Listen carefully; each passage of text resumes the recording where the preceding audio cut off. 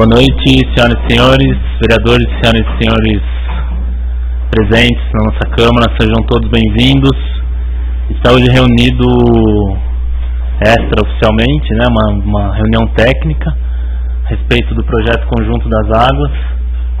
Já foi feito uso da tribuna 2 sessões atrás, mas parece que não ficou tão claro, né, alguns pontos por conta da repercussão que tem tido, né? E a Regina, nossa vereadora, tomou a iniciativa de organizar os entes participantes aí para poder esmiuçar mais detalhes do projeto, né?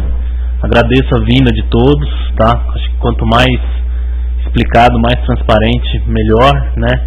Transparência é uma coisa que não custa nada, a gente que vive no meio público sabe o quanto é importante deixar tudo bem claro. Então, agradecer a vinda dos vereadores, Zito, primeiro secretário, seu Luiz, vice-presidente, Lena, Regina, Maurinho. Acredito que vão chegar ainda o restante dos vereadores. Então gostaria de deixar vocês à vontade para iniciar a explicação, né? Conforme for surgindo dúvidas ou que puder mais ser explicado, detalhado, será muito bem-vindo para a gente poder registrar e posteriormente divulgar, né, o que for necessário, tanto do projeto quanto da nossa parte, dos vereadores, ok? Então a gente está gravando através da TV Câmara, em vídeo, em áudio também, vai ficar registrado. Depois, se necessário, a gente lavra uma ata também, encaminha a todos os setores envolvidos, ok? Então fiquem à vontade, Camila, não sei se você dá início, tá? Todo mundo que for fazer uso da palavra, gente, peço a gentileza ou tomar assento aqui nessa mesa, a gente vai sair para compor a mesa de vocês aí, do pessoal técnico, mas possa dar maiores explicações, mas sempre fazer o uso do microfone para deixar tudo bem registrado, ok? Muito obrigado a todos, fiquem à vontade.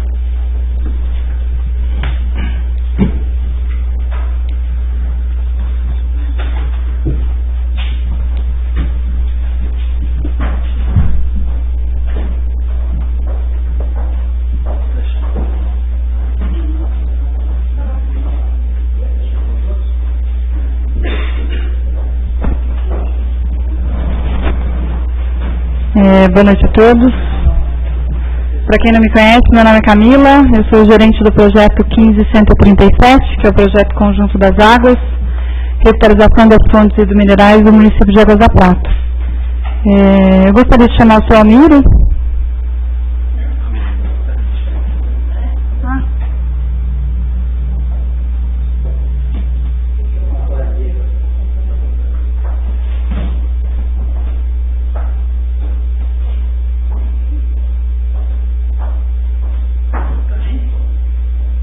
Oi?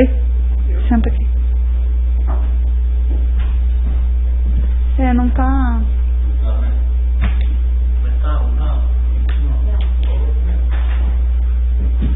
Agora ele... peraí. Opa, foi. Não. Sinalzinho. Você já tá gravando aí? Já tá gravando. A Mônica... O Eduardo, da Fundação Florestal, por favor. E a Ângela, por favor.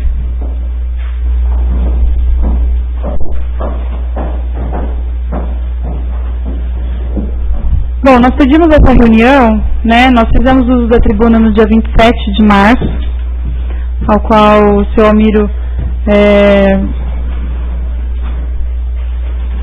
conversou, né, e a gente foi conversando a possibilidade de apresentar um pouco sobre o caminho da fé, né, e da importância que ele tem para o município e das suas atividades, das quais uma delas é esse projeto.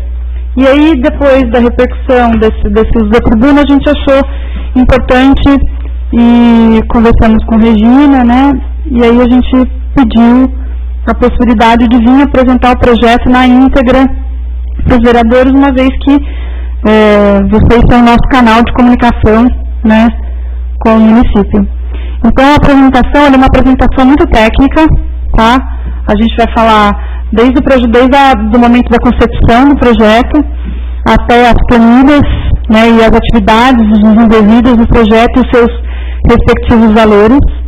as atividades que já foram desenvolvidas. Vocês vão perceber na apresentação que eu destaquei aquelas que já foram desenvolvidas e aquelas que ainda não foram desenvolvidas.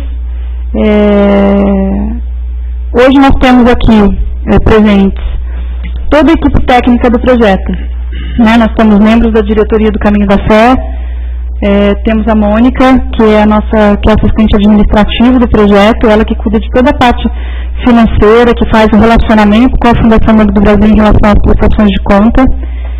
Nós temos a Ângela, que é nossa parceira, que auxiliou todo o processo de desenvolvimento do projeto no início, antes dele ser validado. O Eduardo, da Fundação Florestal, que é também nosso parceiro para mediar, né, as relações que tangem a Fonte do Lélio e a Fonte do Padre, porque elas estão dentro de uma área de reserva. Nós temos o Dr. Yuri, que é o responsável pela Geoinforme, que é a empresa que foi contratada para desenvolver toda a parte de geologia que o projeto contempla. Nós temos o Dr. Loretti, que é o arquiteto responsável pelo projeto dos BIVETs, né, e a sua equipe de arquitetos do seu escritório. Nós temos a Trilha Educar, que é responsável por todo o programa de educação ambiental que o projeto também contempla, que é a contrapartida do projeto, que é um trabalho feito com as escolas, eles vão falar um pouquinho. A Carolina e o Márcio, que são responsáveis pelo Curta Prata, que é a ação cultural que o projeto também contemplou, que teve 1 ano de desenvolvimento, a gente está finalizando agora em maio. E o Bruno Turbiani, que vai fazer ainda, estamos em processo de desenvolvimento da atividade de recuperação de nascentes, que é uma palestra de 7 oficinas, onde nós vamos recuperar 7 oficinas no município. 7 nascentes, através de uma oficina de tecnologia social dentro do município. Então, hoje nós temos aqui, eu que sou a gerente do projeto, que coordena o funcionamento de todo ele, para apresentar para vocês em cada área, né? O Dr. Ventura, eu tenho depois eu posso mostrar para vocês, o Dr. Ventura está doente, ele tinha agendado, nós tínhamos agendado nessa data também, pedimos essa data justamente pela sua disponibilidade, mas ele não ficou bem, ele não está bem da garganta, está rouco, sem voz, me pediu para se desculpar porque ele não vem. Caso necessário, nós vamos fazer uma ligação para ele de vídeo e ele pode, né, falar aqui e a gente deixa a fala dele registrada nesse sentido. Numa outra ocasião, ele se disponibilizou a vir voltar novamente. Eu queria chamar a Ângela, dentro da nossa apresentação, que vai falar um pouquinho sobre a história e desenvolvimento do projeto.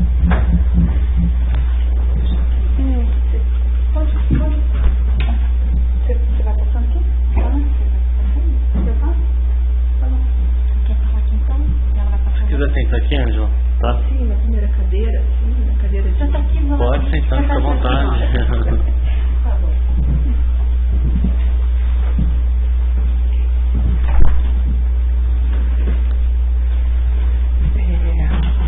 Boa noite a todos. Eu saúdo todos os vereadores com todo respeito, porque vocês são os representantes do povo e eu tenho muito respeito pelo povo pratense e pelo povo brasileiro, né? E então saúdo vocês todos e gostaria de pedir um pouquinho de desculpa, porque eu nunca sei falar em microfone e muito menos em público, e às vezes eu engasgo, às vezes eu me emociono, às vezes eu sou assim aquela pura italiana que tem emoções na fala, então não se assuste quando eu estiver assim meio italiana, porque é o jeito emocional de ser, né? Eu não vou estar brava, eu vou estar só demonstrando as emoções, e eu acho que a pureza das emoções elas têm que ser mesmo mostradas, senão não tem veracidade na nossa fala, né? Então eu gostaria de mostrar, a Camila colocou aqui algumas coisas que eu gostaria de mostrar, o porquê que eu estou aqui e o porquê que a gente está fazendo esse projeto. Eu tenho de formação familiar a exigência dos meus pais de que eu sempre precisava fazer um trabalho voluntário. E até o Ano Internacional do Voluntário, que foi 2001, eu fiz trabalho voluntário porque a ideia do trabalho voluntário que eu tinha na minha cabeça era um trabalho voluntário nos asilos, nas casas de criança, sempre um voluntariado caritativo. A partir do Ano Internacional do Voluntariado, que foi 2011, eu tomei a consciência de um voluntariado diferente. Foi proposto pela ONU, né, esse Ano Internacional do Voluntariado. Por quê? Porque a ONU percebeu que os poderes públicos, não só do nosso município, do nosso país, do mundo todo, começa a ter dificuldade para atender as necessidades da nossa comunidade. E a ONU, preocupada, ela lança o Ano Internacional do Voluntariado para despertar no cidadão do mundo que ele precisa fazer alguma coisa para a sua cidade e para a sua comunidade. Eu tomei isso de consciência e transferi o meu voluntariado, que era uma exigência dos meus pais, não mais para o voluntariado caritativo, mas sim para o voluntariado cidadão. Então, nesse tempo, eu pude perceber que uma das grandes diferenças entre o nosso Brasil, a dinâmica do nosso país e a dinâmica dos Estados Unidos, por exemplo, que eu vou só falar dos Estados Unidos, é que o povo faz esse voluntariado cidadão. Ele ajuda o poder público com seus recursos e, sobretudo, com a sua mão de obra, doando o seu tempo. Todas as pessoas dos Estados Unidos, a gente sabe perceber que eles fazem esse trabalho nas suas próprias cidades.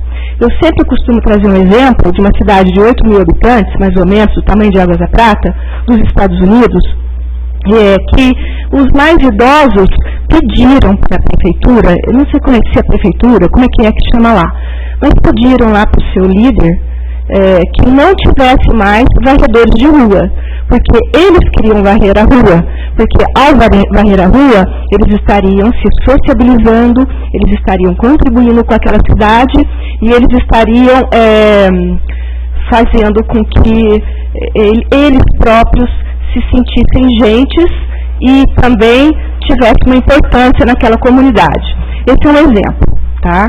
Então, eu introjetei na minha pessoa e por todas as cidades que eu passei a partir daí, antes também, tá, gente? Que eu viajei, morei em muitas cidades nesse país, eu nunca deixei de fazer um trabalho voluntário. A partir desse ano, de 2001, eu prometi para mim mesmo que eu tinha que doar 2 horas do meu trabalho semanal para a minha cidade. Então, eu morei em João Pessoa, fiz isso. Morei em Salvador, fiz isso. Está dentro do meu currículo, eu sempre coloco isso no meu currículo de artista, porque eu sou artista, né, Lorete? Então, eu acho que eu utilizo a arte e a gestão cultural como um meio de fazer meus trabalhos sociais. Bem, quando eu me estabeleço de volta em São João da Boa Vista, nós compramos uma casa aqui em Águas da Prata, de grande significação para o meu marido, porque ele nasceu no bairro da Fonte Platina, e ali ele tem verdadeira paixão por aquele local. Nós compramos uma casa para o nosso final de semana, para o nosso deleite, da minha família. Aí eu achei que, por bem, transformar aquela casa, recuperar em primeiro lugar, porque é um patrimônio histórico, eu não poderia, dentro dos meus princípios, derrubar uma casa daquela, não derrubei, e ao mesmo tempo coloquei muros bem baixinhos para que ela fosse da comunidade. E continuei fazendo meus trabalhos voluntários. Um belo dia eu recebo uma carta dizendo assim: convido você para participar do Empreender. E eu resolvi, então, que como empresária cultural e que tinha me valorizado como empresária cultural, eu deveria estar no Empreender. Foi aí que eu fui para o Empreender. Chegando lá, encontrei vários empresários. Seu Almiro, representando o Caminho da Fé, a Ana, representando a Pousada, e um monte de outros empresários. Me senti muito bem lá e achei que lá fosse um local de amigos, e é um local de amigos. Tem aqui o seu Luiz, né, seu Luiz? O senhor faz parte e a gente se entende como um grupo mesmo de amigos. As relações são verdadeiras. Então, a partir daí, eu percebi que o Empreender era um grande grupo e que ele era dividido sempre de 3 em 3 para a gente fazer vários projetos ao mesmo tempo. E a gente ficou, durante um tempo, procurando o que fazer por Águas da Prata. E cada 3 colegas pegavam um projeto. Aí calhou de nós ouvirmos do Walter, que era um colega de Empreender, que as fontes de Águas da Prata estavam muito maus, elas estavam um caos. E aí nós conseguimos compreender o que é que a ONU diz que precisa da comunidade para poder ajudar o poder público. Porque nós constatamos daí por diante, que verificamos para poder entrar nesse projeto que há 40 anos as nossas fontes não estavam sendo revitalizadas. O que significa isso? A prova de que a ONU sabe que o poder público sozinho não pode resolver os problemas da comunidade.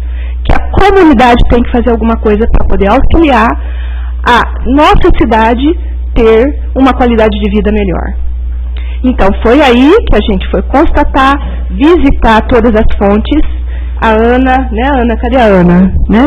Ana, seu Almir e mais alguns colegas, e a gente percebeu mesmo a carência de recursos que a cidade não teve nesses últimos 40 anos e a carência de pessoas mesmo que pudesse pensar na recuperação deles, que é justamente o que a ONU mostra quando ela faz a instituição do Ano Internacional do Voluntariado. A partir daí, então, eu comecei a pensar nos meus talentos, que eu sou bancária aposentada e trabalhei 20 e tantos anos na área de projetos e na área de financiamento. Isso para mim é mamata, organizar um projeto desse é mamata, burocraticamente, e tenho experiência para isso. Aí eu, junto com a Ana e com o seu Almiro, pensamos, vamos em frente? Vamos. Por quê? Porque nós temos o Empreender nas nossas costas. Nós temos a associação comercial nas nossas costas, protegendo a gente como se fosse anjos nesse projeto. E a gente resolveu fazer isso. Encarar todas as dificuldades. Se nós soubéssemos as dificuldades que a gente passaria no futuro para poder erguer esse projeto, eu tenho certeza que a gente não entraria. Então, o que eu queria mostrar aqui para vocês é que, como integrante do Empreender, porque o Empreender nessa cidade, o que ele mostra, o que ele reúne de importante? O poder empresarial, o segundo setor. O Empreender, ele faz uma reunião para poder mostrar a força do empresariado. Infelizmente, a gente não tem todos os empresários com essa consciência. Então, eu tenho essa consciência, alguns têm essa consciência, que nós, empresários juntos, podemos fazer diferença na cidade. Mas eu estou também representando a sociedade civil, porque eu dou o meu trabalho para a comunidade. Então, eu, como Ângela, CF 866-420-908-10, eu sou uma pessoa que tenho que fazer um trabalho para a minha comunidade.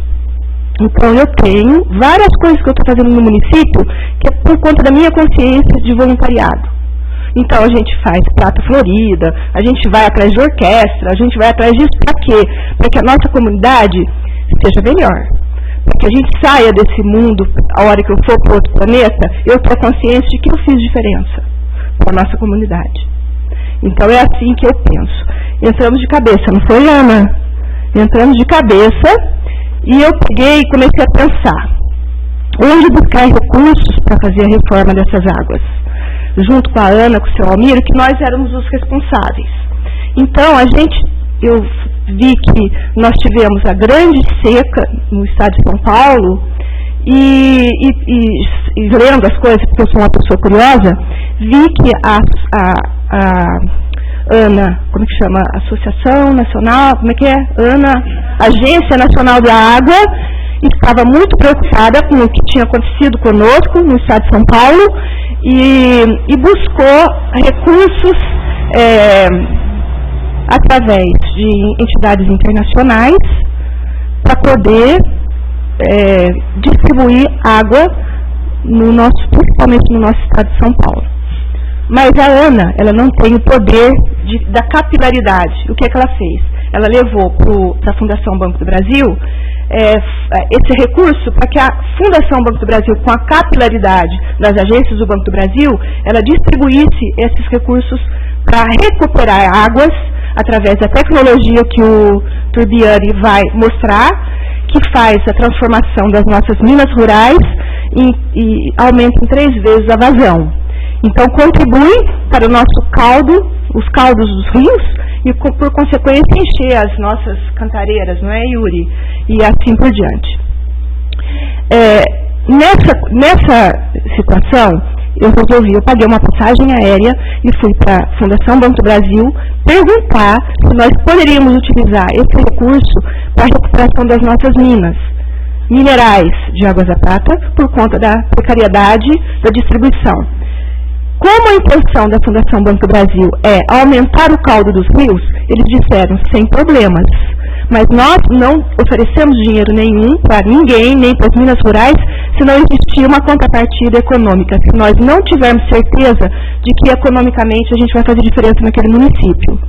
Então foi aí que nós organizamos o projeto, pensando na convenção da Fundação Banco do Brasil de que trazer a Águas da Prata para a economia que no passado já teve através do termalismo, ia fazer com que a nossa cidade melhorasse economicamente.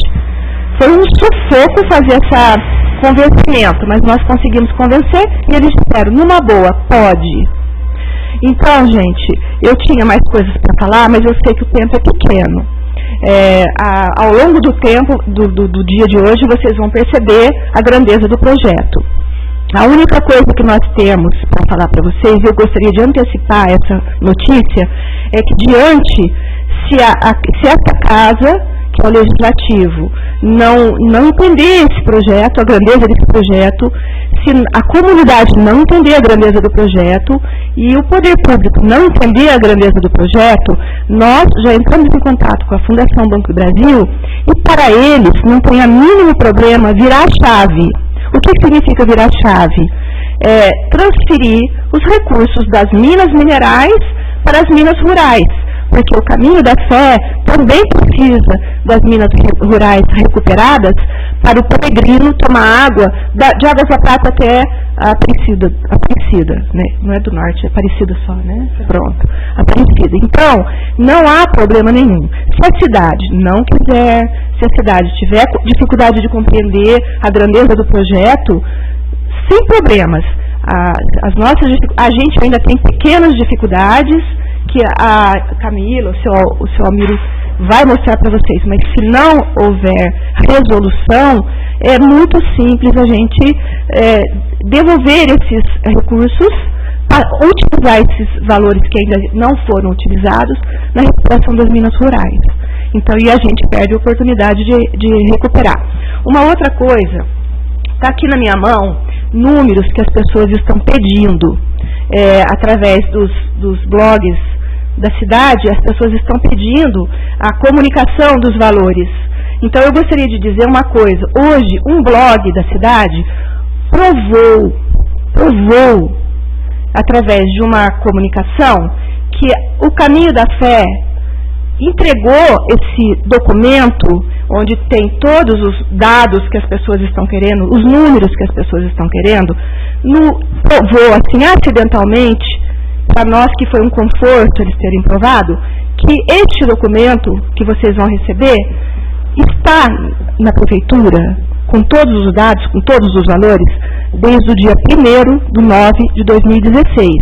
Porque eles, acidentalmente, alguém coloca esse documento na caixa postal de uma pessoa e ali mostra o protocolo da prefeitura. Então, esse protocolo mostra que o Caminho da Fé não foi negligente na comunicação, porque nós temos que comunicar essas coisas para a Prefeitura, para os nossos empresários que nos ajudaram a buscar os recursos, porque a Prefeitura não teve valor, nós tivemos que fazer esse trabalho. Então, é um conforto para mim poder falar isso aqui, porque mostra que nós mostramos, nós que eu digo, não Ângela, porque a Ângela só trabalhou até o dia 1º de abril do ano passado. Depois disso eu me afasto, porque eu não sou o Caminho da Fé, eu sou empreender, acabou o meu papel, né?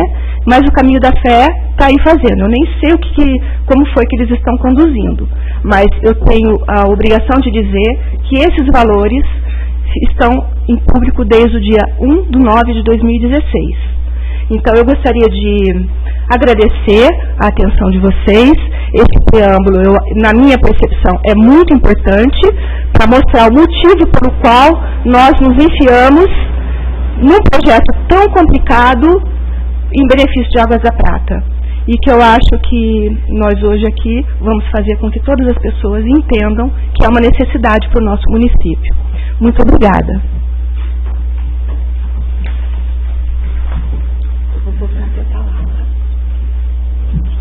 Aproveitando que a Ângela colocou a respeito desse documento. Ângela, você pode me emprestar?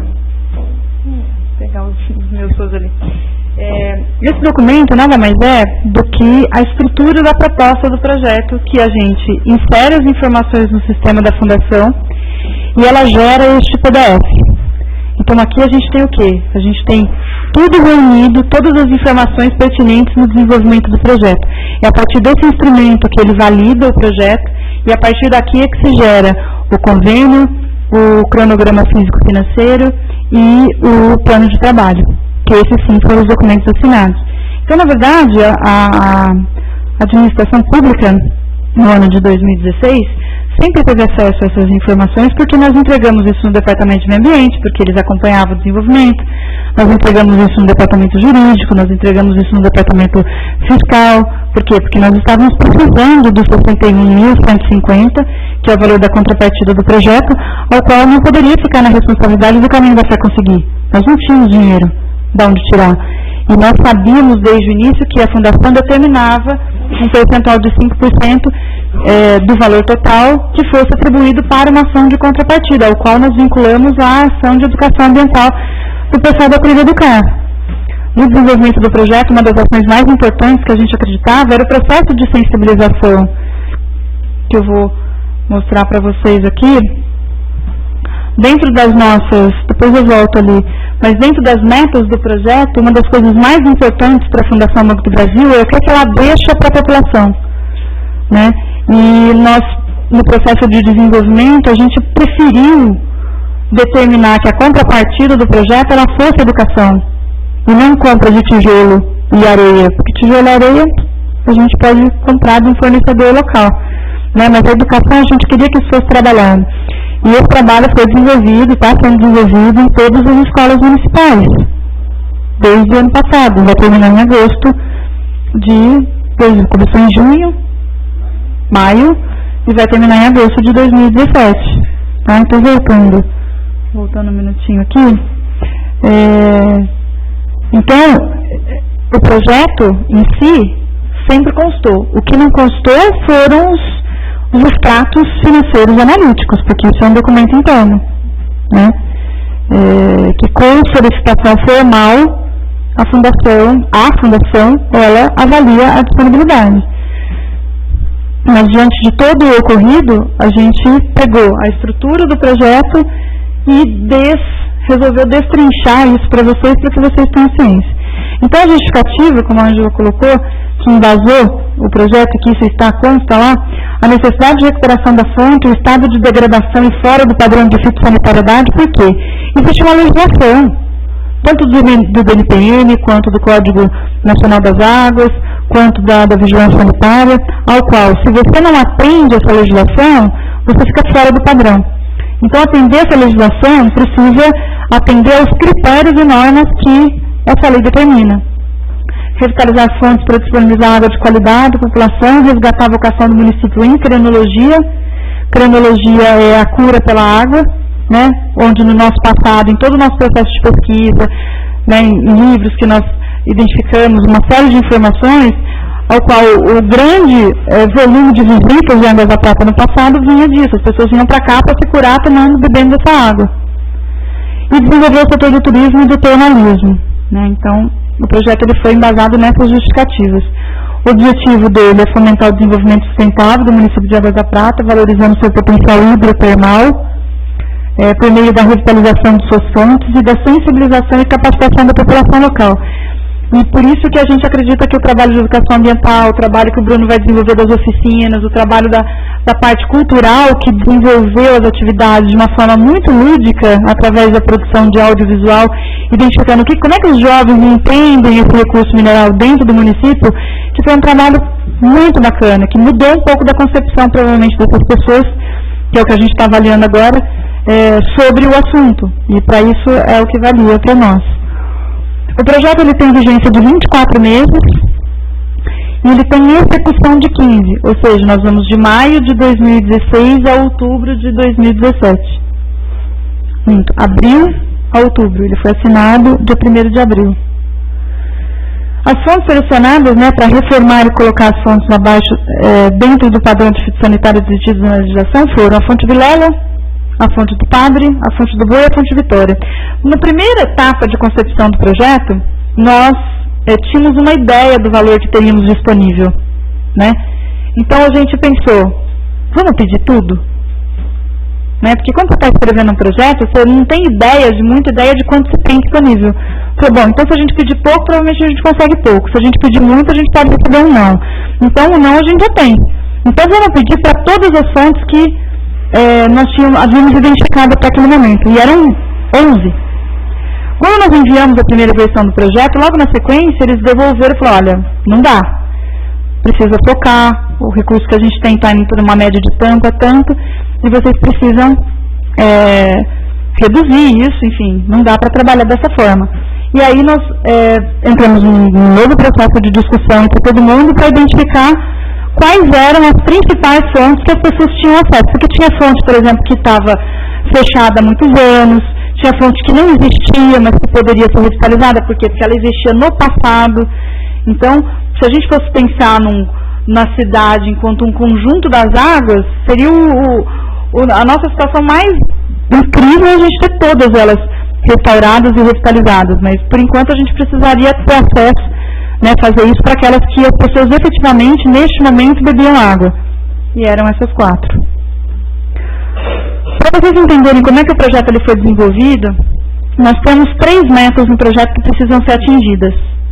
Promover a preservação do meio ambiente através da capacitação e sensibilização da população, reformar as fontes e promover o desenvolvimento econômico através do termalismo. Quando a gente fala de desenvolvimento econômico, a gente não está falando especificamente de gerar dinheiro com a venda de água.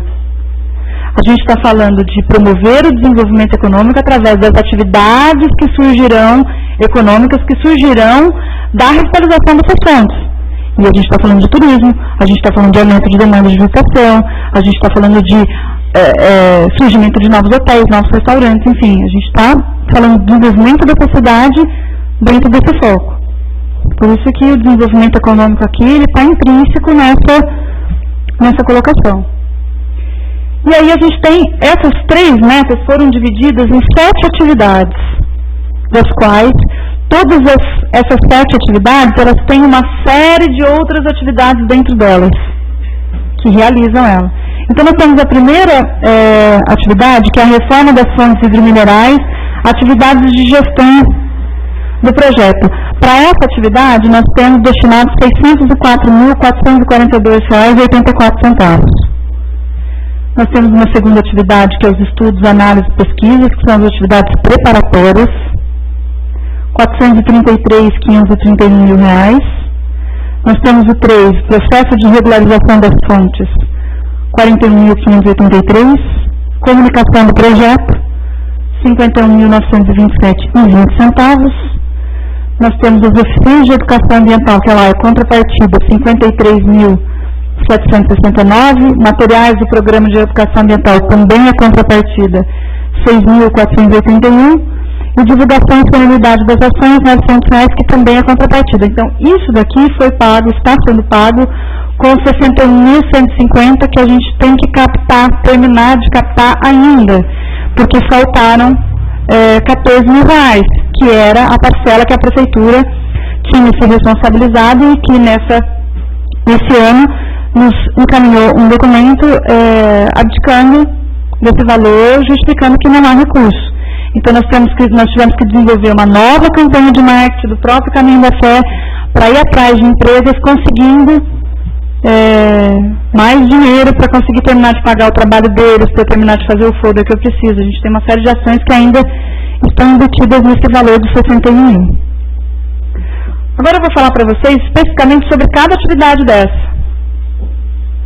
Então nós temos, dentro de reforma das fontes hidrominerais, atividades de gestão do projeto, nós temos obra arquitetônica em 3 fontes, Cilela, Padre Boi, no valor de R$226.046,13. Engenharia de adequação, mão de obra das fontes Cilela, Padre e Vitória, R$115.900. Nós temos o acompanhamento da obra arquitetônica, R$26.539,48, que é o valor tabelado no, CR, no CAL. Nós temos a construção de 3 projetos técnicos, memorial descritivo e croquis, atividade já realizada, que está aqui para vocês poderem consultar, R$3.000. Nós temos o projeto arquitetônico também já realizado, onde as plantas também estão aqui para vocês olharem, também já realizado no mesmo valor pré-estabelecido pelo sindicato, né, pelo CAL. Os materiais para engenharia estrutural e adequação da fonte Vilela, Padre Vitória, R$136.417,75. E a perfuração do poço da Vitória, R$60.000. Tá? Que nós, através dos estudos, foi aquela grande questão que o Dr. Yuri poderá daqui a pouco falar especificamente para vocês sobre isso. Então, assim, o total dos recursos destinados para essas atividades são esses 604.442, da qual nós já utilizamos dessa atividade R$39.539,48, no qual eu vou frisar isso todas as vezes. O pagamento foi direto ao fornecedor. O que isso significa? Quando a gente faz o convênio com a Fundação Banco do Brasil, o recurso, através desses sistemas de financiamento, ele não vem para o proponente. Nós só somos um preposto, uma instituição ao qual nós nos responsabilizamos por coordenar a aplicabilidade do recurso, ao qual a gente presta conta para a Fundação da atividade executada e ela paga diretamente o fornecedor através da nota fiscal. Então, esse dinheiro ele fica alocado numa conta corrente na Fundação Banco do Brasil, com o número do nosso projeto, ao qual ela tirou, não sei de onde, né, mas provavelmente do cofre da Fundação, ela aloca ali aquele recurso e dali, conforme a gente vai apresentando as notas através do nosso sistema, ela valida aquelas informações junto com os documentos comprobatórios ao qual enviamos, ela valida aquela informação e ela paga o fornecedor. Isso ela tem um prazo de 10 dias. Desse prazo de 10 dias, ela avalia e ela faz o pagamento direto para o fornecedor. E aí só depois é que a gente vai receber um documento que comprova que aquele pagamento foi feito. A média de 10 a 12 dias, né, Yuri?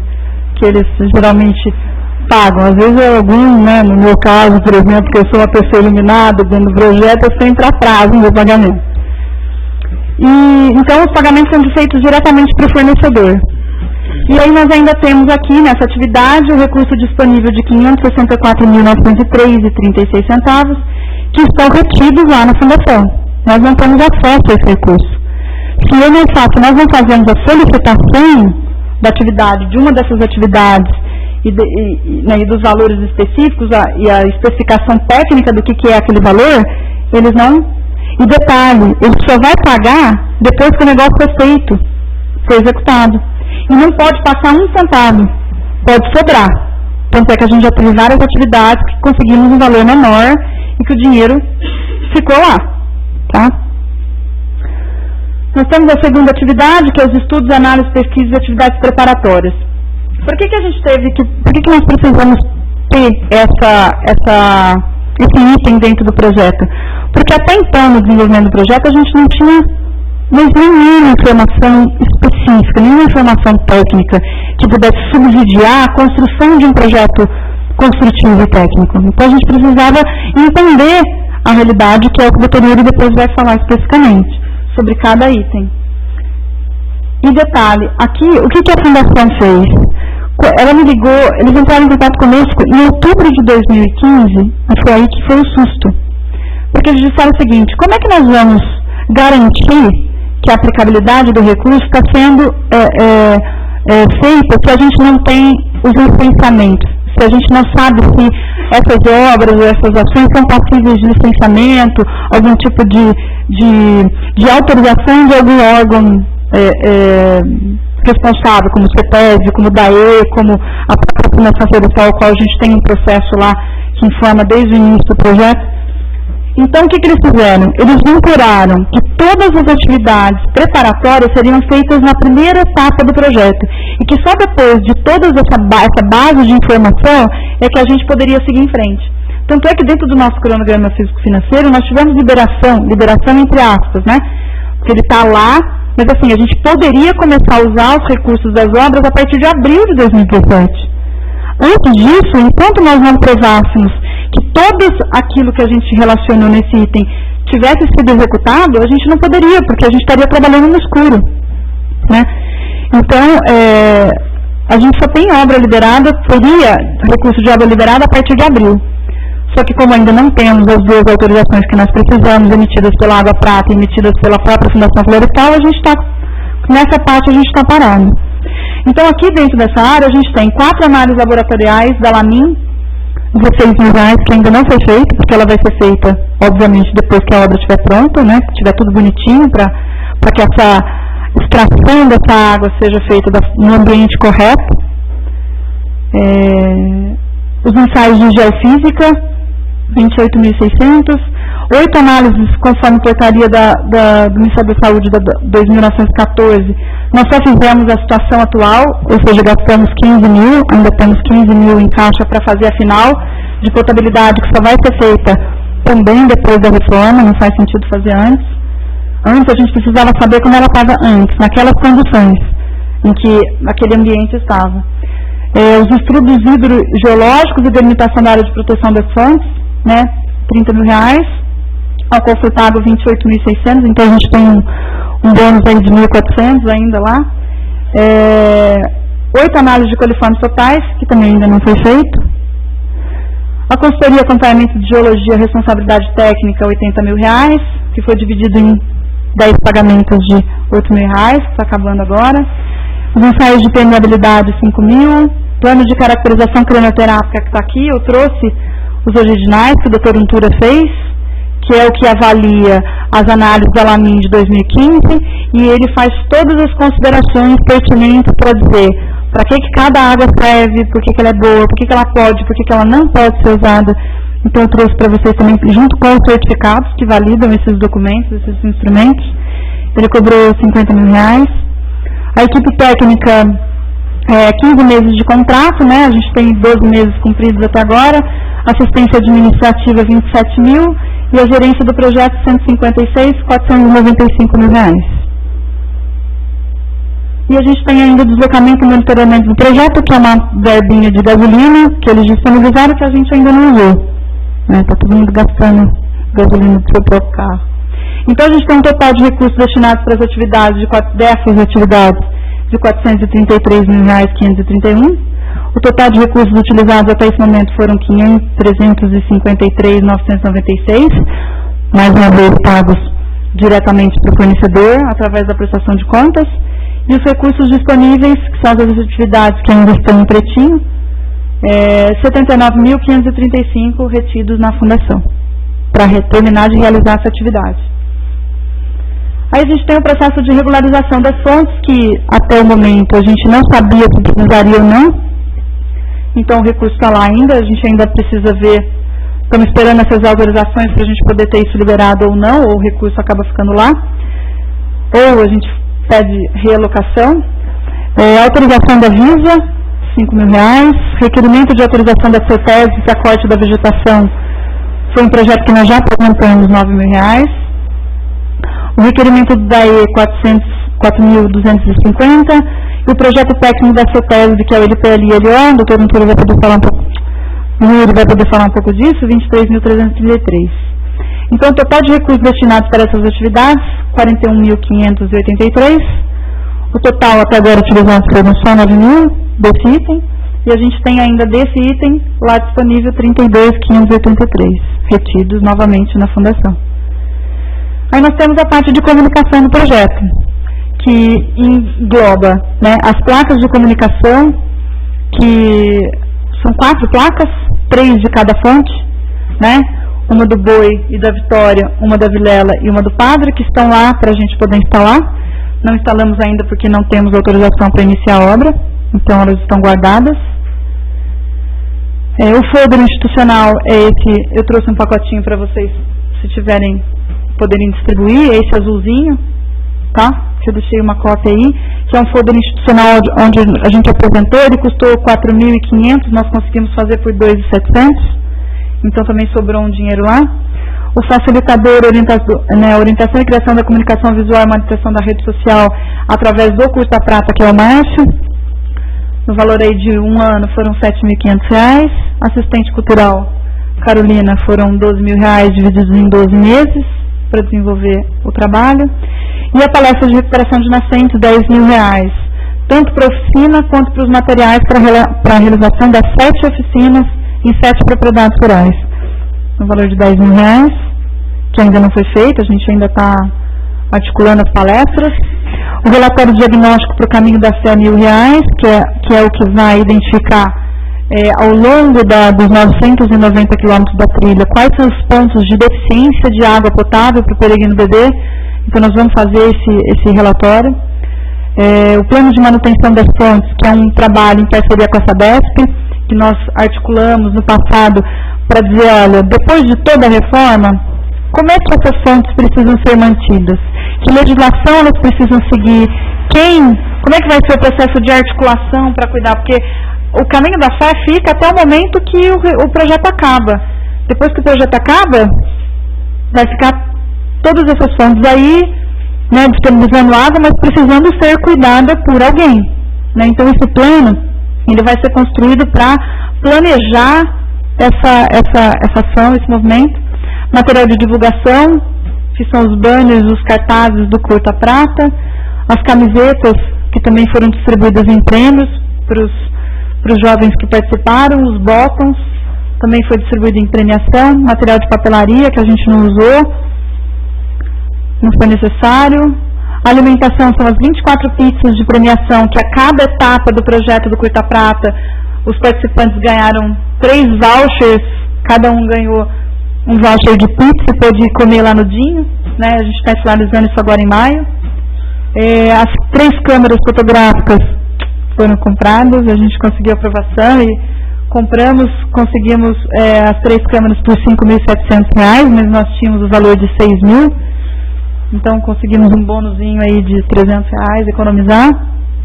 E na editoração da oficina de audiovisual que aconteceu em julho, e a editoração do vídeo institucional do concurso, R$2.500, onde já pagamos R$1.000 para o Leonardo, que ele ainda vai terminar o trabalho assim que a gente encerrar as atividades agora em maio. O total de recursos destinados para as atividades foi R$51.927,20. O total que a gente utilizou até agora foi R$34.178, pagamento direto para o fornecedor, com apresentação de nota e prestação de conta. E os recursos disponíveis a gente ainda tem nessa atividade de R$17.749, que ainda estão retidos na fundação. Como contrapartida do projeto, que são aqueles 61.150, nós temos as oficinas de educação ambiental, os materiais e a divulgação e formalização das ações que a fundação atribui para nós. As oficinas de educação ambiental ficaram nesses 15 meses R$53.769, os materiais R$1.231, a gente conseguiu baratear aí para 600 e pouco, né, Mônica? R$624, eu acho. As camisetas que o pessoal, tem um monte de gente que está usando a camiseta, né? Foram 350 camisetas que nós fizemos, conseguimos aí R$5.250. o banner de solidarização, que é um banner que a gente colocou no hall do banco quando foi feita a solenidade de assinatura. Nós tínhamos R$300, nós conseguimos fazer por 110. E a placa de divulgação definitiva, que a gente ainda também não fez, R$600, que é quando as obras forem finalizadas, que a gente tem essa plaquinha para colocar lá. Então nós temos aí um total dos recursos 61.150, já foram utilizados 43.764, temos ainda 17.385,60, mas ainda falta 14.000, que a gente precisa dar um jeito de arrumar. Então eu já estou diariamente indo atrás de pessoas que a gente conhece, mandando para a empresa, para poder pedir esse restante aí desse valor para poder finalizar a atividade. Então aqui tem uma tabelinha, né, bem simples, que na verdade é um resumo de uma tabela que está aqui, ó, no projeto. Tá? Ele é um resumo, só que eu dei uma mudada nela porque eu coloquei outras coisas. É um resumo dessa planilha aqui, tá? Igualzinho. Então nós temos lá a comunicação, de quem que é a responsabilidade da comunicação, o que o verdinho é contrapartida, então ele não soma. Então nós temos o projeto inteiro, R$1.192.634,04. A parte da Fundação Banco do Brasil é R$1.131.484,04. A parte da contrapartida, que aí seria a nossa responsabilidade, R$61.150. Eu errei ali, tá? Não é 61.500.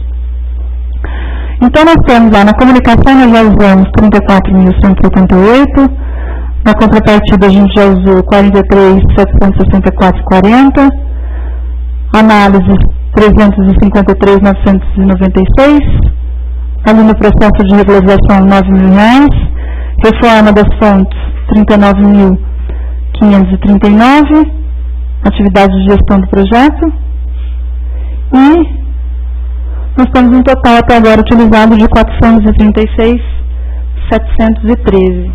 Nós ainda temos disponível, que eu não coloquei ali na nossa 695.769,66. Tá? Que aqui está faltando um milzinho aqui. Isso é extrato que veio hoje do Banco do Brasil, da Fundação. Então, gente, essa é a estrutura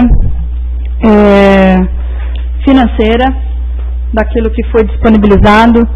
A Fundação avaliou criteriosamente tudo que foi enviado para ela, para que ela pudesse, dentro dos instrumentos de referência que ela tem internos, que nós não temos acesso, para a definição dos valores. Tá? Então, muitos desses valores vieram estabelecidos, se não fosse por sindicato, no caso dos arquitetos, e se não fosse uma média de mercado, muitos dos valores foram estabelecidos pela própria fundação, inclusive o meu. Tá? O meu foi um dos valores que foram definidos pela própria fundação. Eu pedi um valor, eles falaram que não era esse valor pelo meu cargo e me atribuíram o valor que eu passei para vocês ali. Então, essa é a nossa apresentação em relação à prestação de contas. Eu gostaria de chamar o Dr. Yuri, que ele vai poder mostrar para vocês tecnicamente sobre o projeto, rapidinho, e depois a gente abre o telefone. Pode, tá bom. Opa, pera lá. Tem que fechar uma coisa aqui.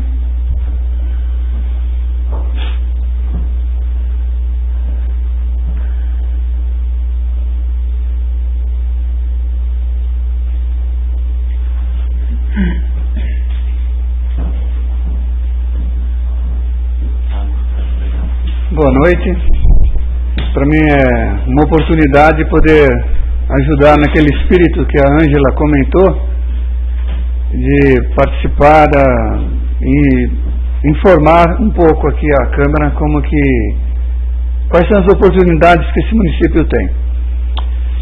Eu vou me apresentar, eu sou um geólogo, sou formado pela USP, isso em 1985, então meus cabelos brancos já tenho, né?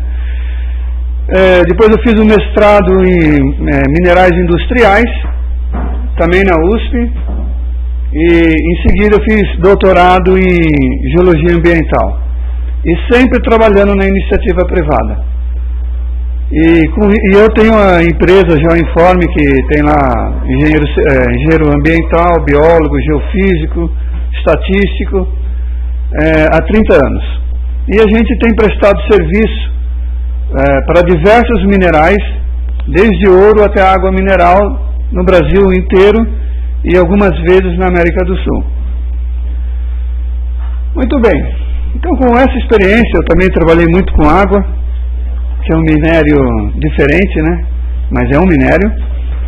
Então, com essa experiência, eu vou falar algumas coisas que deixam a Água da Prata um município especial. E a questão é esse mapa que está aí na tela. O que esse mapa mostra? Ele mostra os tipos de rocha e a história das rochas desse município. Então, não sei se vocês estão vendo ali no cantinho esquerdo, está lá o município de Água da Prata.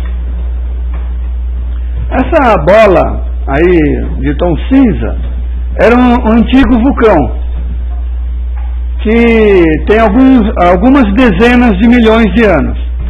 E o que esse vulcão que tinha aqui na região tinha de especial? Ele trouxe uma rocha chamada rocha alcalina, que é uma rocha rara, não é para todo lado que tem, e essa rocha traz junto vários elementos químicos que não são comuns. Bom, então vocês estão sentados em cima de um pretérito vulcão especial.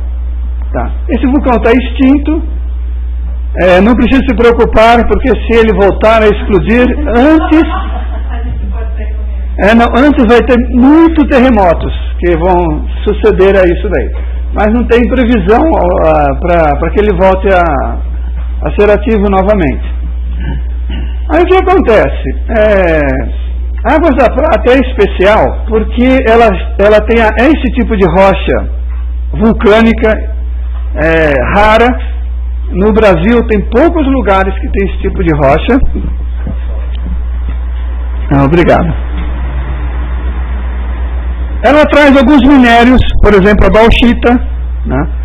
E uma outra oportunidade, se vocês quiserem, eu posso falar um pouco sobre como minerar sustentavelmente bauxita, que é uma oportunidade que o município tem. Eu acho que vocês fazem mal de descartar o uso desse minério sem antes ver se pode ou não explorá-lo de maneira ecologicamente correta. É possível, né? Precisa só ser muito bem disciplinado. E é uma fonte de renda importante para qualquer lugar no mundo.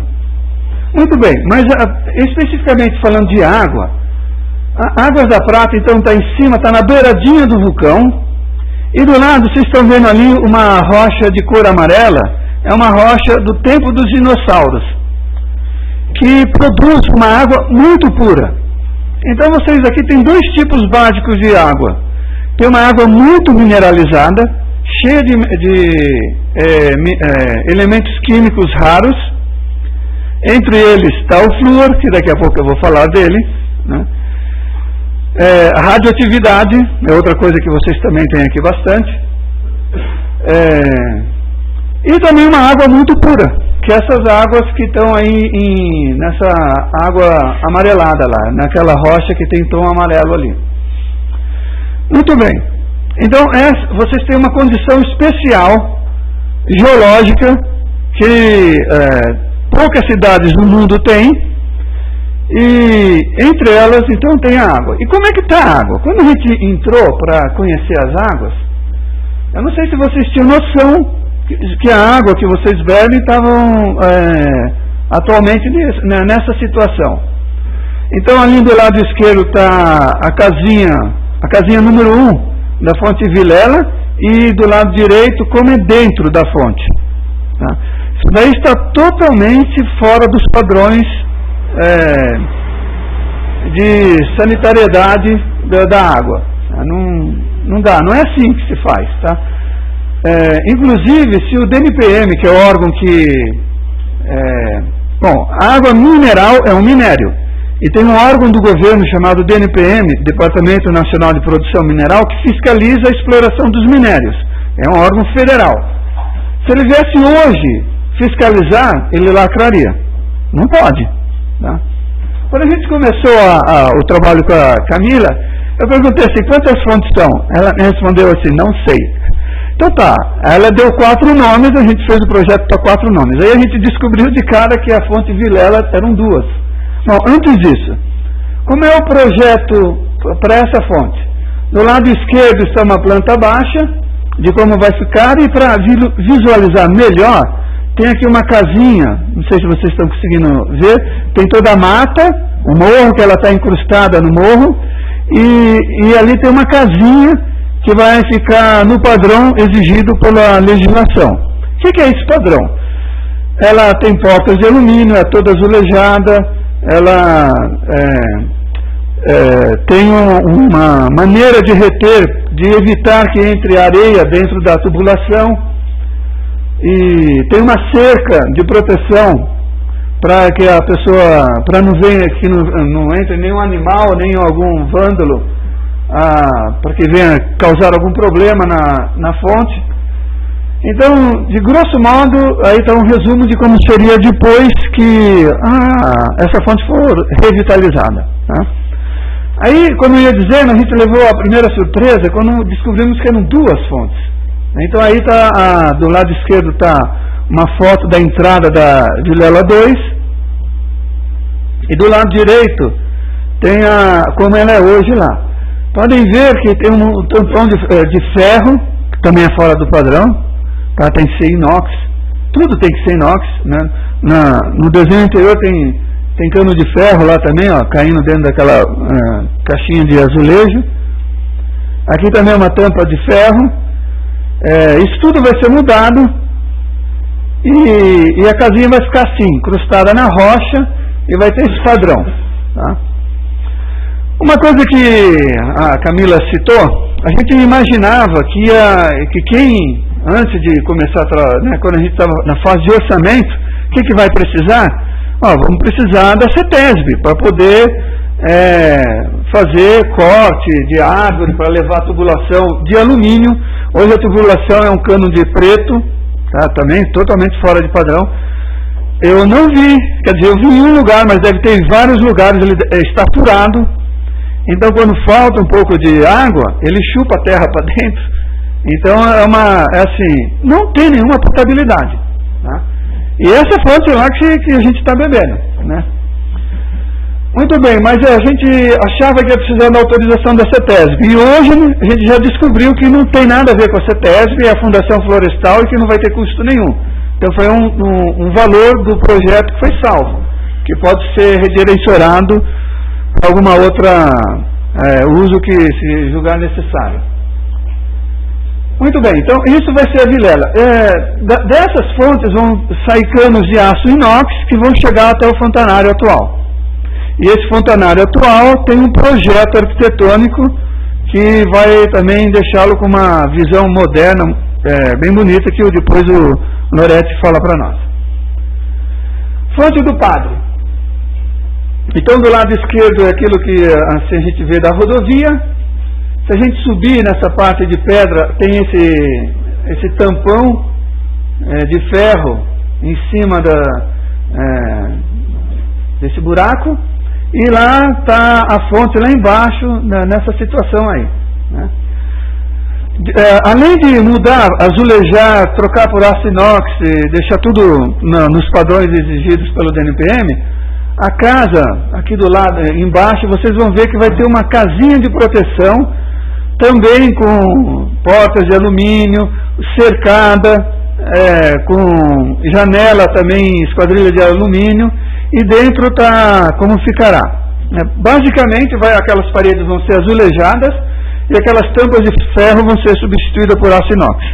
Tá?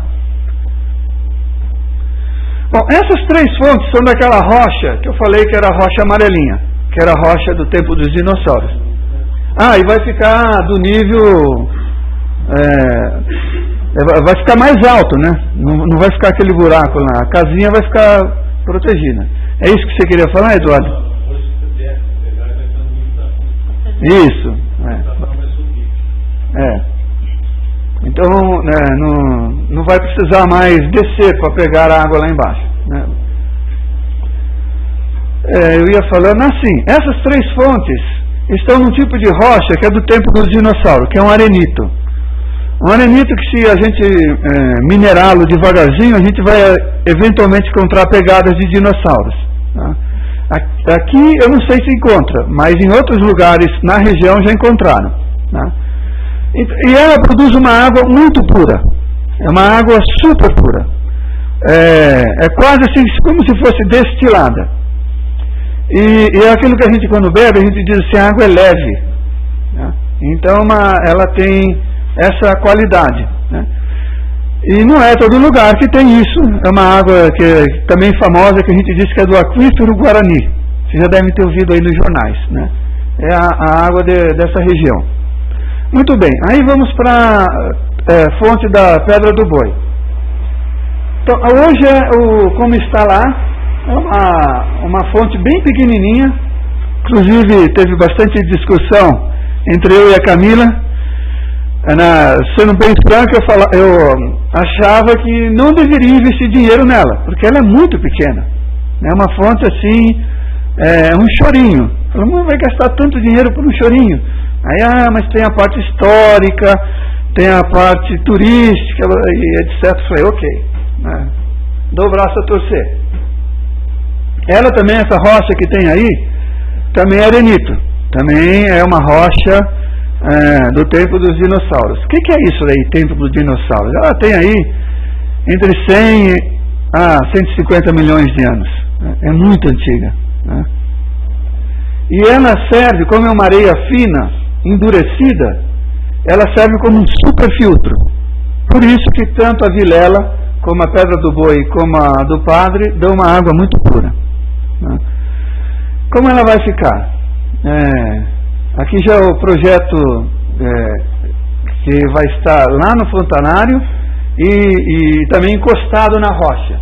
Inclusive essa laje que tem aí em cima, a parte superior, vai ser uma laje meia reforçada para evitar se cair alguma pedra, porque é um local que tem possibilidade de ter pedras que caiam, então ela vai ter uma laje mais reforçada. Então aqui dá para ver bem como vai mudar totalmente o visual do lugar, né? E aqui é hoje onde é a Fonte Vitória. Então já mudei para a Fonte Vitória. A Fonte Vitória, ela é muito simpática, mas quando a gente vai... O Fontanário é muito simpático, mas quando a gente vai lá na área onde está saindo a água, olha a situação que está. Então a água que está indo para aquele fontanário está desse jeito aí. Padrão africano, né? Sem querer desprezar os africanos, né? Mas é um padrão africano, né? Então está totalmente irregular, né? De novo, se fosse ver pela Anvisa, pelo DNPM, qualquer órgão de fiscalização, ela seria lacrada, fechada, embora tenha uma água especial. E é assim que a gente pretende. Lá vai ser instalado um poço e aqui vai ser a casinha do poço. Esse poço tem chance de ser até jorrante, pelos estudos que a gente fez de geofísica, tudo isso que eu estou falando é que a gente fez geofísica, vimos a origem da água e dá para dizer tudo isso que eu acabei de explicar. E nesse local vai ser construído um poço que tem possibilidade de ser jorrante. Caso não seja, ele vai dar uma vazão muito superior ao que tem hoje lá. Hoje é menor que 5.000 litros por hora, que é uma vazão muito pequenininha. Mesmo assim, a Fonte Vitória é maior do que a Fonte do Boi, que dá menos de 1.000 litros por hora. Para vocês terem ideia, uma fonte para ser comercial tem que dar pelo menos 10.000 litros por hora. Então, nenhuma aqui nenhuma dessas 4 que a gente está falando. Mas ela tem o potencial turístico, e histórico e crenoterápico. Especialmente essa fonte aí, a Vitória. Eu destaquei a análise química dessa fonte porque ela tem uma água especial demais. Por que é especial demais? Porque, deixa eu ver como é que eu vou mostrar, faltou uma luz aqui, ó. Eu vou tomar licença e vou chegar no quadro. Esse número aqui, ó, tá vendo? Esse número com esse número. Então, para voltar a ser gravado, ó, o valor máximo permitido de flúor é 1,5. E essa fonte está dando mais de 10 vezes o máximo que pode ser consumido, saudavelmente. Então, era interessante se o Dr. Untura estivesse falando essa parte. Embora ela não sirva para ser consumida como uma água usual, ela tem um valor para a saúde importante. Ela pode ser usada para banhos, para massagem, para doenças de pele, que ele saberia inclusive dizer melhor que eu, por causa desse teor super forte de flúor. Mas, se uma pessoa beber ela usualmente, o que ela vai ter? Ela vai ter uma fluorose, que é o osso fica tão duro que qualquer pancadinha ele quebra. É estranho, né? É tão duro que fica frágil. Então, isso começa a notar principalmente para quem é idoso. Então, não é uma fonte para deixar para o povo beber toda hora. Por isso também que no projeto a gente vai fazer um poço, vai fazer a casinha que nem está lá embaixo, e vai ficar esperando o momento dessa água ser usada num balneário, que é uma água especial, mas não para beber todo dia, né? Inclusive, se alguém aqui bebe, comece a repensar no assunto, porque a longo prazo vai dar esse problema, tá? Ele vai ficar com os ossos totalmente quebradiços. Bom, era isso que eu tinha para apresentar e fico à disposição de perguntas depois.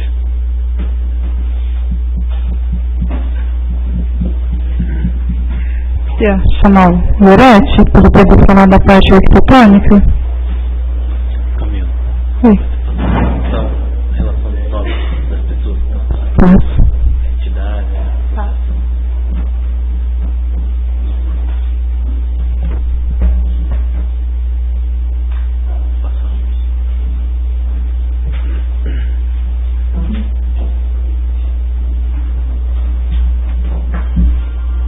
Vou pegar.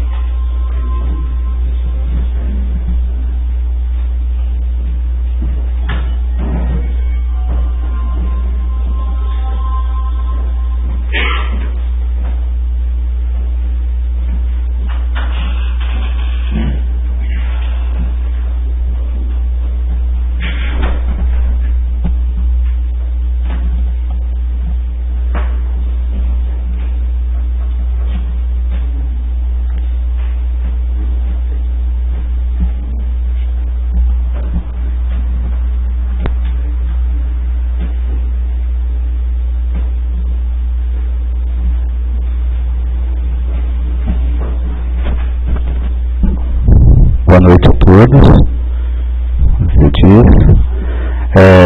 Me apresentando.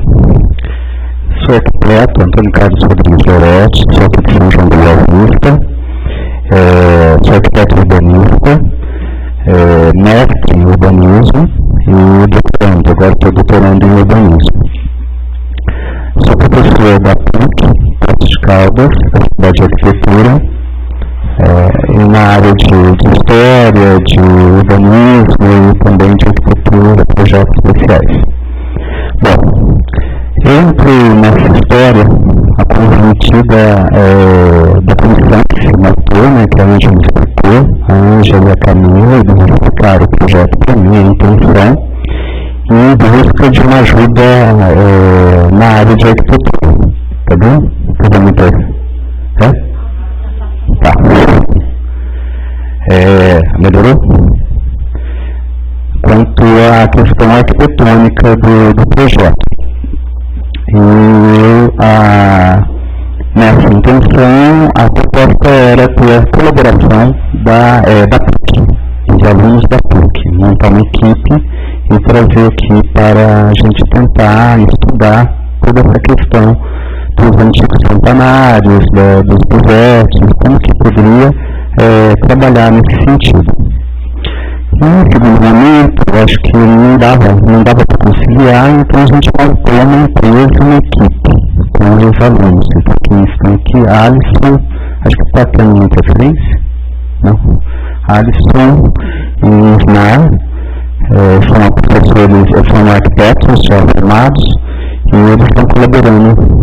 Acho que estou cuspindo, né? Melhorou? Acho que estava a hora de dobrar aqui.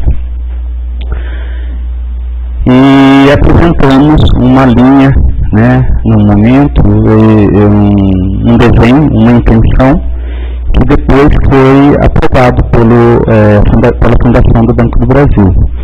Tanto que a gente apresentou esse pré-projeto no lançamento do projeto, né, do Banco do Brasil, na assinatura do convênio. Bom, como a gente chegou nisso? A gente fez uma pesquisa de imagens de fontes e buvetes existente aqui em Águas da Prata, até os anos 70, quando ainda tinha uma fama muito grande e um cuidado até muito favorável a esse conjunto. No caso aqui é a fonte Chapadão, que hoje é a fonte Platina, e a gente percebe que a fonte Leãozinho ficava aqui nessa parte de baixo, nessa escadinha, né? Então era uma das captações. Ali tinha uma engarrafadora, né? E uma das mais antigas, um dos mais antigos complexos assim, de beneficiamento. Ele está em 1916 e 17. E a construção desses prédios eram neorrenascentistas e muito em moda na época, com um pouquinho de Art Nouveau. Aqui seria o Canezinho, ele tinha um controle muito grande sobre o consumo dessa água, então você tinha que ter um acompanhamento médico, e hoje não tem mais isso, né? Então a cidade tinha uma concentração de médicos para fazer esse acompanhamento, e era pago também, então você não tinha acesso livre, então você tinha os detentores dessas águas, e aí você tinha um carnê específico e você tinha de apresentar como se fosse uma carteirinha de sócio, né? E com dosagem. Tinha propaganda também nesses carnezinhos, né? Então, desculpa, gente. Aí a fonte aqui, como que ele ficou, isso foi nos anos 20, né? E também ela continua desse jeito, na fonte platina, né? Essa edificação até muito bem elaborada, seria um neocolonial, um neobarroco, e isso aí estaria nos anos 30 já fechando. Talvez esse seja um dos complexos mais belos aqui de água, aqui de Águas da Prata, o que permaneceu, né? O mais antigo e o mais interessante seria essa da fonte radiativa ali na Coca-Cola. Todo esse complexo foi demolido, né? Só sobrando o buvete, a área do buvete, que ficava bem do lado do Ribeirão, do quartel. Também uma construção de influência neorrenascentista, seguindo a moda de vestir. Eles tinham já essa influência, né, de vestir. Aqui novamente um cartão postal, em 1918, você vê que a fonte fica, o buvete fica bem próximo do Ribeirão do Quartel. Isso era um grande problema na época por causa da enchente, apesar que as enchentes eram bastante controladas porque não tinha retificação das curvas do Ribeirão, né? Hoje isso foi retificado e aplanado, então a velocidade da água é muito maior. Então nessa curva se quebrava esse volume de água quando tinha enchente, né? E lá em cima seria a engarrafadora, né, do complexo, onde hoje está a Coca-Cola. Novamente, dá para perceber, fonte de água prata. O rio bem próximo, essa ponte também tem uma fama, ela participa da história de Águas da Prata. Foi muito interessante a pesquisa, porque a gente começou a reconhecer muita coisa e a gente montou uma coleção grande, né, de postais, cerca de 400 postais a gente conseguiu montar uma coleção, até novos, diferentes da Dona Ivone, né, e aí foi interessante que a gente foi acompanhando cada prédio, o que foi acontecendo. E aqui é o carnezinho, para você consumir água. Aqui no caso é da Dona Tita de Oliveira. Você está vendo que nem uma proprietária de hotel rica, ela não tinha esse acesso, então liberado essa fonte, né, que é essa fonte da prata aqui. E em 1900 e aqui não conseguimos enxergar 10? 19. Não, 19, né? Porque você vê que tem horário, né?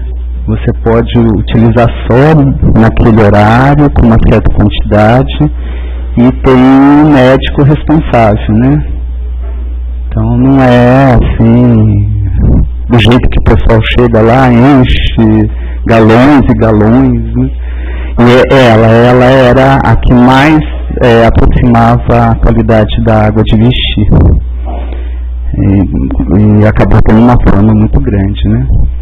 E sua água era vendida em farmácia, viu, gente? Então, em garrafa azul, porque eles acreditavam que a garrafa azul não perdia a qualidade, né, os princípios ativos da água, e você comprava em farmácia, não era água de mesa. Nessa época, né?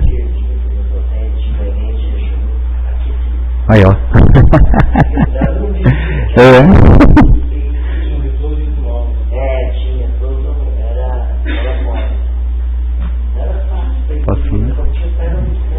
E aí como ficou o bufete, né?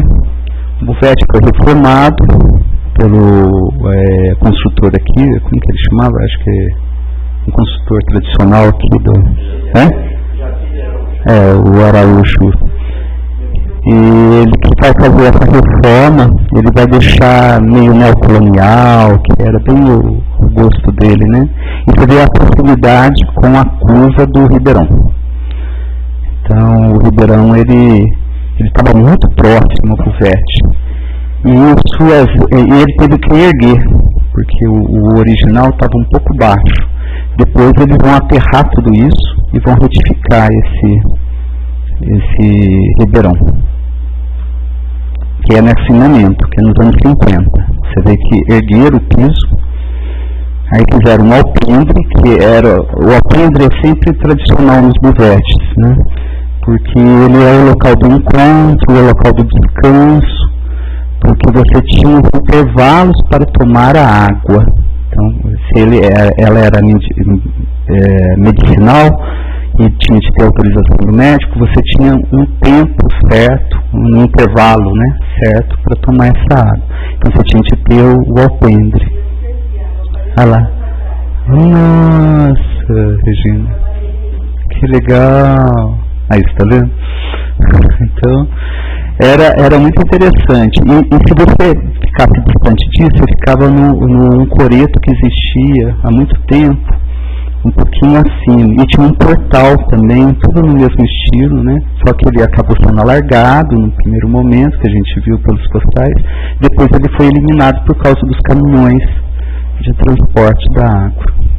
Infelizmente a gente vai perdendo esses referenciais, esses pórticos, né? Esses coretos que eram tipo caramanchão, né? Que eram locais que você poderia estar distribuindo no circuito da cidade, do centro da cidade. Outro que a gente achou muito curioso é a fonte do Paiol, né? Então ele ficava na beira da estrada. A fonte do Paiol tem poderes lá, né? A gente já viu aquelas rochas extraídas que estão no monumento. Acho que o Yuri ficou espantado, né?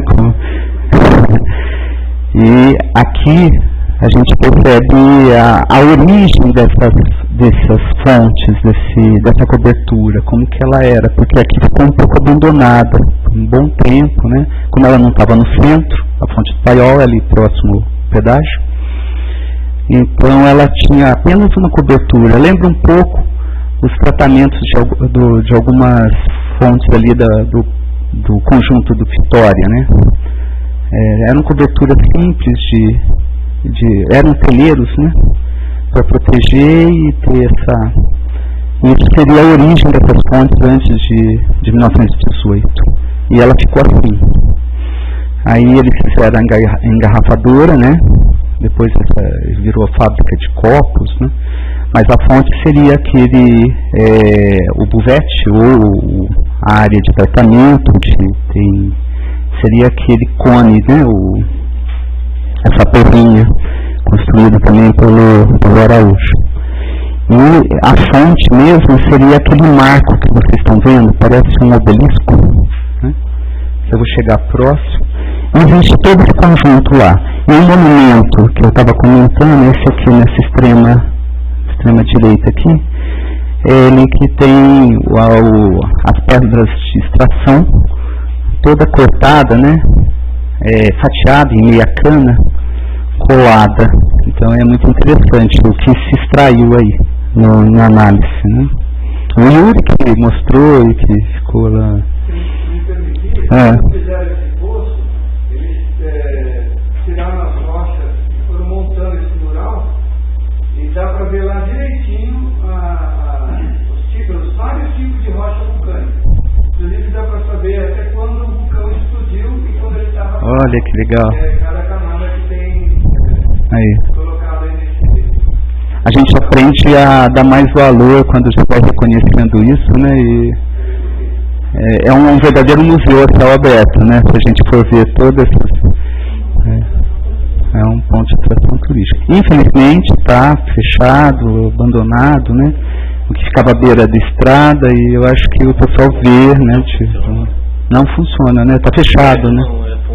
A fonte está fechada, Aqui eu cheguei próximo à fonte, né? Até eu queria ver a água, mas eu senti, né? Estava curioso, mas estava tudo lacrado. O fontanário seria essa pirâmide, né? Esse obelisco. E aí você tem os tanquinhos. Isso foi feito nos anos 50, né? E foi um padrão que eles fizeram dos fontanários nos anos 50. A gente vai ver o da Fonte Vilela aqui. E era todo revestido de cacos de azulejo. Então estava muito na moda na época, inspirando em Brasília, né? Então foi mais ou menos em 1960. E aí a torrinha já é neocolonial, né? Mas eles foram compondo tudo isso.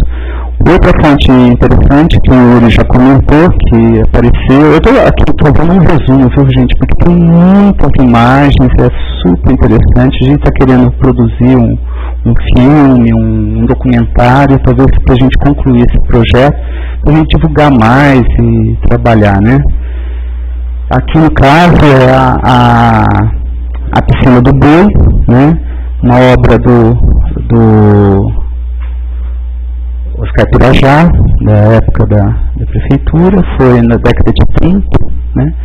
E aí eles reteram a água, fizeram um represa, e essa área já tinha sido tratada na década de 10, principalmente o complexo ali da Vitória, que seria o brejo, né, que eles falam, o brejo do prata, do Córrego do Prata. E é ali que se encontrou os ossos, né, os fósseis de mastodonte. E esses fósseis estão em São Paulo, no Museu de Geologia. Conversei com o Benedito Présia e ele já me indicou, já consultei, estão tudo lá. Dizem que no tempo do Mazola eles levaram um caminhão de fósseis, mas eu acho que eles devem ter encaminhado um caminhão de pedras e fósseis. O que tem lá são colares de mastodonte, são os únicos exemplares aqui de São Paulo, e costelas, vértebras. E eles não sabem onde está outro material, não foi muito bem documentado. Isso na década de 10, porque eles iam tratar toda essa área ali do brejo, né?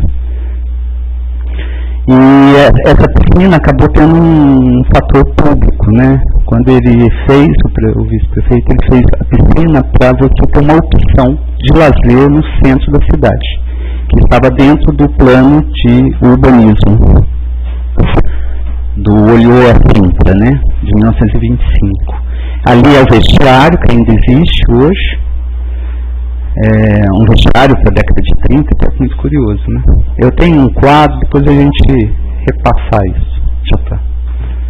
Aqui novamente a fonte.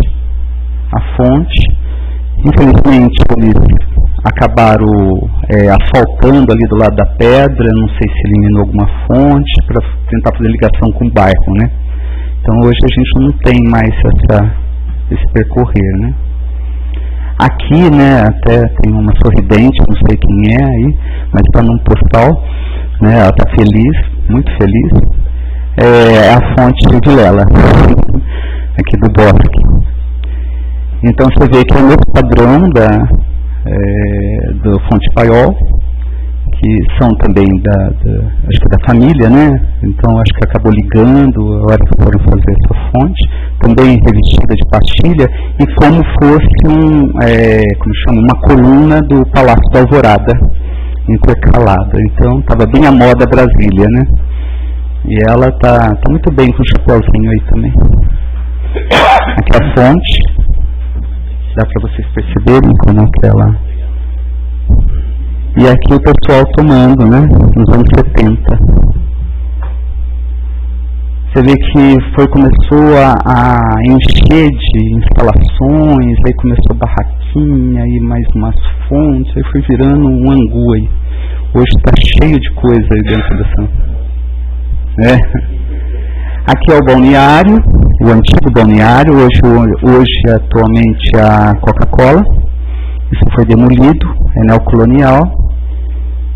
Era o único balneário que a gente tinha. Aqui é onde seria o balneário novo. Era para ser uma lagoa no plano de Olhoa Sintra. Era para ser uma lagoa dentro do plano de 25. Novamente, onde está a Coca-Cola. E o nosso balneário, né? Aqui, quando estava desinformando o concreto armado, então você vê todas as tábuas jogadas. E aí um plano curiosíssimo e fantástico, assustador, que faz um contorno da mata e cria um pórtico, né? Onde você vai ter uma visão privilegiada da cidade, o contorno, talvez é a arquitetura moderna mais fantástica da região, né? Infelizmente foi desfigurado por causa da construção dos sanitários, que eram os jardins da esposa do autor, do Toscano, e a piscina, né, com essas curvas. Bom, e aqui as fontes, qual que seria a proposta? Aqui do Vilela. Então a gente detectou uma coisa muito curiosa para apresentar esse projeto lá para o Banco do Brasil. As fontes, elas são muito escuras e discretas e estranhas. Acho que foi caminhando a isso, né, esses fontanários. Eles foram sendo revestidos, e aí revestiu de granito preto, no caso aqui, né. Não, é ali no conjunto, porque era mais aqui abaixo, onde tem aquela jardineira, né? Aí eles vão conduzindo as águas, né, para esse fontanário. E aí eles foram criando patamares, jardins, mas foram ficando muito confuso, ela enchendo de obstáculos, né? Isso é uma região cheia de obstáculos, tanto com dificuldade de acessibilidade também. Então, um cadeirante não consegue acessar essas coisas. Então, a nossa preocupação também era tentar amenizar esse terreno, né, essas diferenças de terreno, porque senão ia ficar muito complicado. Então ela está cercada aqui, né? E ainda a fonte vai sendo repartida. Então aquele coreto ali tem uma outra fonte, né? O coreto lá, aquele coreto. E aí também às vezes é meio difícil de acessar porque tem um pessoal vendedores ambulantes, então eles ficam tudo em volta da fonte, então cheio de obstáculos estranhos, então tem umas pessoas que não vão, e outros vão, né? Fica confuso. Essa aqui seria a fonte do boi, que é um desafio muito difícil para a gente. O Yuri falou para a gente mesmo que talvez não seria tão vantajoso, mas a gente ficou muito preocupado. Aqui a gente não trouxe fotos, porque eram outras fotos, mas a gente tinha fotos dessa fonte com propagandas de comércio na época, usando o paredão, né? E também ela tem muito pouca água, né? E acho que vai ser um dos grandes malabarismos nosso de Constituição. Mas eu acho que vale a pena, porque senão você tem que largar, porque aí tem que lacrar, né? Porque o acesso não fica legal e não pode, é legal mesmo, né? De legalizar. Aí você tem uma pracinha ali que o pessoal fica deitado, dormindo, tem os fiscais da fonte, eu não sei, eles ficam ali olhando a gente, tá? E é estranho, e tem cachorros, eles têm cachorros também, então ficam vários cachorros deitados, tomando água, é estranho mesmo, né? É um comportamento meio São Lázaro, assim. E tem gente que escala também a pedra, né? Então, eu não sei, fica uma somatória de situações lá, né? É difícil, tem grade, tela. Eu acho que é um complexo que a gente tem que pensar enquanto parque, talvez, né? Esse complexo um parque municipal, né? A fonte do padre, que ela tem dois lados, né? Ela é muito curiosa, e na beira de estrada de rodagem, e é uma fonte, talvez, uma das prediletas aqui, do pessoal de consumo de água, porque acho que é mais fácil o acesso, eles falam que é mais leve, mas eu não sei a composição. Pelo menos a gente vê culturalmente como que o pessoal reage, né? E ainda tem uns recursos para estacionar carro, né? E essa busca da fonte, né, pela altura, né, daquela verte. E aqui o outro lado, que tem essa encosta, né, cortada, e aí revestida de pedra. É o mesmo esquema que eu estava falando da fonte Vilela, do bosque. Muito escura, né, ela vai se fechando. Aí eles tentaram colocar uma pedra mineira aqui na parte da frente para tentar chamar a atenção que a fonte existe ali, né. Então uma Santomé para tentar ver se... Mas muito usada, muito utilizada. Você vê que tem até uma mulher ali recolhendo água e tal. Família inteira, né? Para tudo. Caminhoneiro. E também um dos nossos desafios também, porque a casinha de tratamento, né? De proteção, ela vai estar em cima desse complexo, né? E eu não sei como a gente vai ter que resolver. A gente já montou um projeto específico. Bom, o desenvolvimento do projeto... Deixa eu só virar aqui, gente. Esse aqui seria o nosso partido que a gente passou. A profundidade do elemento água deve aflorar simbolicamente no horizonte terrestre e se articular em ondas na paisagem de fundo. As águas serão finalmente reveladas em toda a paisagem urbana e periférica de Águas da Prata, como fossem os espectros das ondulações do brasão da cidade, que vocês veem aí, né?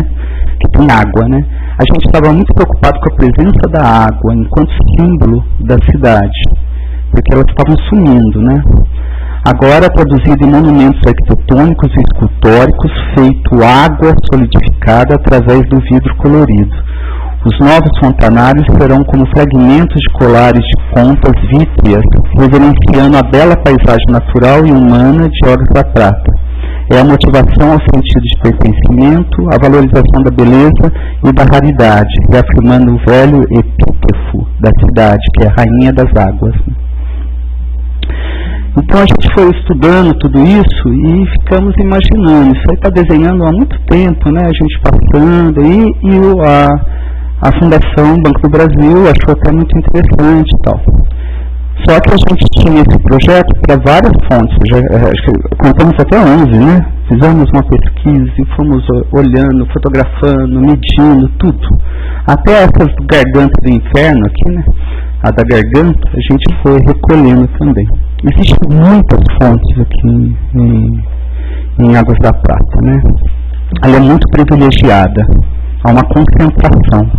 Essa aqui é a proposta do Fontanário, né, do VET, do VET quase, praticamente, porque é uma somatória da Casa de Proteção, que o Yuri nos colocou. Essas intenções vieram depois, então a gente foi adaptando também ao projeto. Gente, o projeto não sai assim, viu? Você fica imaginando, nossa, que facinho, até eu faço, não é assim. A gente teve que medir, pensar, aí montar de novo, mas é muito gratificante, a gente vale a pena, né, construir. Então aqui é uma simulação do que seria o Fontanário da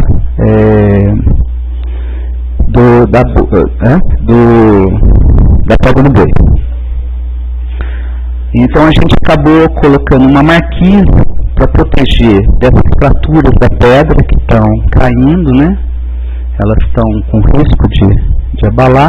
Fizemos colunetas bem finas. Lembra muito o Oscar Niemeyer, né? A gente chegou e falou, poxa, não tem saída, né? Muito brasileira, né? Também pensamos em Cambuquira, a gente viu vários projetos antigos, os que funcionaram, né? No Brasil. E aí você tem uma visão da água dentro da cabine de proteção. Então com vidro, né? Aqui é a fonte do padre, aquela que dá na encosta, né? Do bosque. Então a gente somou com a pedra esse muro como fosse água aflorando essa paisagem escura que está dentro do verde e tal. A nossa preocupação era revelar a água através da arquitetura. Isso é o básico, o princípio mesmo do nosso projeto. Tudo isso com esses muros e ondas que vão refletir o vítrico, vai ser de pastilhas de vidro, para poder ser fácil de limpar, não ter lodo. Então a gente recupera aquela intenção do azulejo quebrado, né? E isso à noite fica fantástico, né? Porque vai ser iluminado isso aqui. Então você tem a sensação de que a água esteja passando por ali. Essa era a nossa intenção primeira do projeto.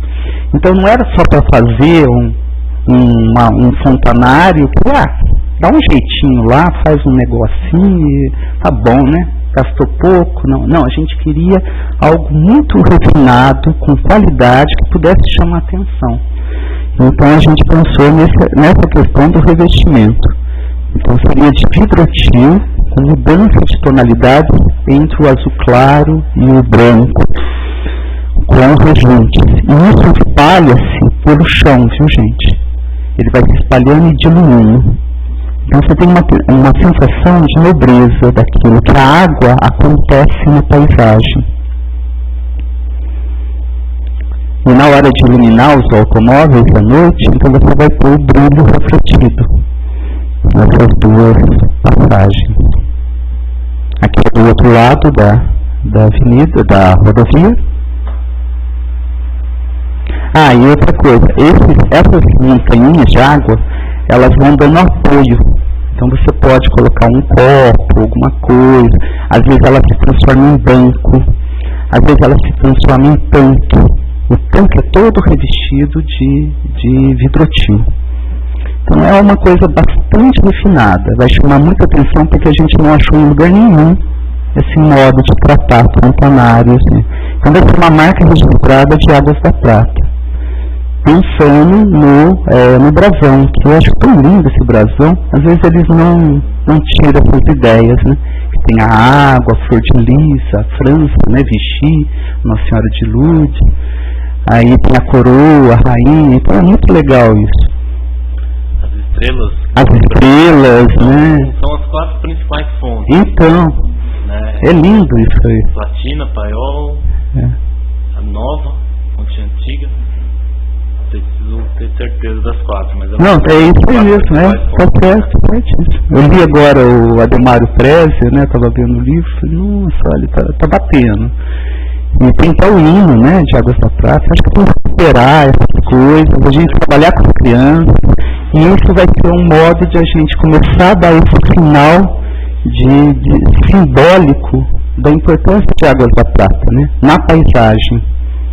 E isso aqui é a fonte Vilela. Então ele vai ter essa água acontecendo no meio da mata, né, essa mata escura. Então você vai ver de longe isso aí, cercado